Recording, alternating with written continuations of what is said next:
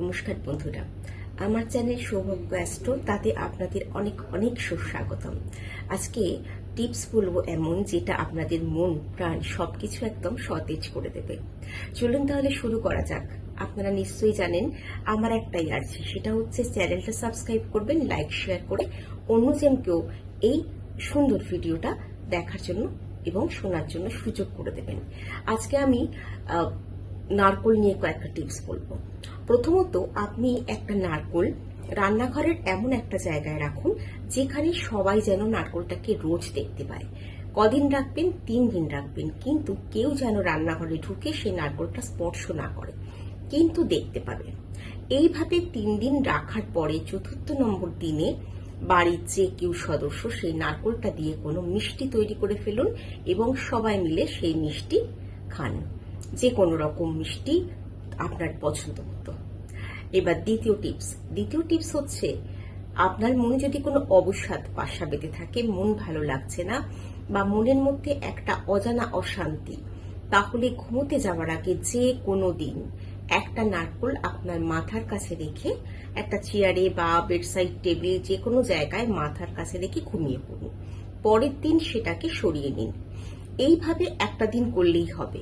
এবার যে কোনো একটা দিন সেটাকে কোনো গরিব দুঃখীকে দান করে দিন কিংবা প্রবাহিত জলে ভাসিয়ে দিন। এতে আপনার মন মস্তিষ্ক সতেজ হবে এবং আপনার মনে যে অবসাদ দুঃখ বাসা বেঁধেছিল সেটা কেটে যাবে। এটা আপনি চাইলে একাধিকবারও করতে পারেন। আর প্রথম যেটা বললাম রান্নাঘরে নারকোল রাখা, সেটা আপনাদের মধ্যে পরিবারের প্রত্যেকটা সদস্যের মধ্যে সৌন্দর্য এবং সম্প্রীতির ভাব আরো বেশি করে বৃদ্ধি করবে। কলহ বিবাদ সবকিছু মিটে যাবে, আপনাদের পরিবারটা আরো সুন্দরভাবে এগিয়ে যাবে। 3 নম্বর টিপস হচ্ছে, আপনার যদি মনে হয় আপনার বাড়িতে কোনো অশুভ শক্তির নজর পড়েছে, তাহলে মঙ্গল বা বুধবার একটা নারকোলের মাথায় 4টে কালো ফোঁটা দিন, কাজলের ফোঁটা দিয়ে সেই নারকোলটাকে আপনি কোনো গাছের তলায় রেখে দিয়ে আসুন। নিম গাছে রাখবেন না, অশ্বত্থ গাছ হলেই বেশি ভালো হয়, বা বট গাছেও রাখতে পারেন। গাছের তলায় রেখে দিয়ে চলে আসুন। আচ্ছা, এবারে নোংরা ফেলার জায়গায় রাখবেন না, গাছের তলায় বসিয়ে দেবেন। সেটা যদি কেউ কোনো পারপাসে নেয় সেটা আপনার দেখার দরকার নেই, আপনি বসিয়ে দেবেন এবং নারকোলটার গায়ে 4টে আপনি ফোঁটা দেবেন। ঠিক আছে? এবার কোনো নারকোল নিয়ে আপনি আরেকটি ক্রিয়া করুন, সেটা হচ্ছে আপনার ব্যবসা, আপনার সেলফ প্রফেশন, চাকরি বাকরিতে দ্বিগুণ উপার্জন বৃদ্ধি করতে চান, তাহলে প্রত্যেক মঙ্গলবার 5টা মঙ্গলবার করুন হনুমানজির মন্দিরে একটা নিখুঁত নারকোলের দান।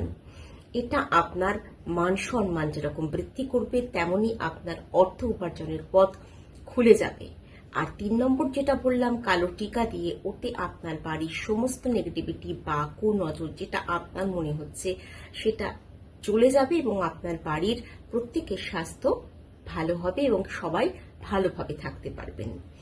এবার আপনি যখন বৃহস্পতিবার মা লক্ষ্মীর কাছে পুজো করতে বসেন, সে আপনি নারী পুরুষ যেই হন না কেন, জামা শাড়ি সালোয়ার যাই পরুন না কেন, ধুতি, সেটা লাল রঙের পরবেন এবং লাল একটা কাপড়ে মা লক্ষ্মীর সামনে একটা নারকোল রেখে পুজো করবেন। পুজোর পরে সেই নারকোলটা এমন জায়গায় রাখবেন যাতে কেউ দেখতে না পায়।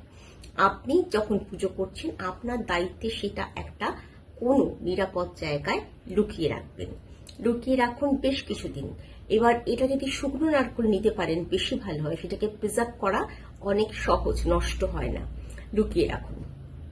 এবার আর একটা পদ্ধতি, আপনি যদি আপনার কোনো থেমে যাওয়া কাজকে আবার গতিময় করতে চাইছেন, কোনো কাজ করছিলেন সেটা থেমে গেছে, আবার সেটাকে চলমান করবেন, গতিময় করবেন, সেটাকে ফুলিয়ে ফাঁপিয়ে জোয়ার আনবেন। কি করবেন? একটা নারকোল লাল কাপড় দিয়ে মুড়ে আপনার যেখানে টাকা পয়সা থাকে সেখানে রাখুন। তারপরে সেটাকে 3 দিন পরে লাল কাপড়টাকে খুলে দিন এবং সেটাকে এমনি স্বাভাবিকভাবে আপনার সেই যেখানে টাকা পয়সা রাখে সেখানে প্রিজার্ভ করুন। তাহলে এই টোটকাগুলো কেমন লাগলো অবশ্যই জানাবেন এবং আপনাদের ছোট ছোট অনেক সমস্যা এতে কিন্তু সমাধান হয়ে যাবে। আর সবথেকে বড় কথা বলবো যে আপনাদের জন্মকুণ্ডলী যদি আপনারা কারোর কাছে দেখিয়ে না থাকেন, কোনো অভিজ্ঞ জ্যোতিষীর কাছে দেখিয়ে নেবেন আপনার যাকে পছন্দ। আর এই টোটকাগুলো সবাই আপনারা ব্যবহার করতে পারেন এবং নিজের জীবনের গতি, ছন্দ সবকিছু আবার ফিরিয়ে আনতে পারেন। তাহলে আজকে এই পর্যন্ত। নমস্কার।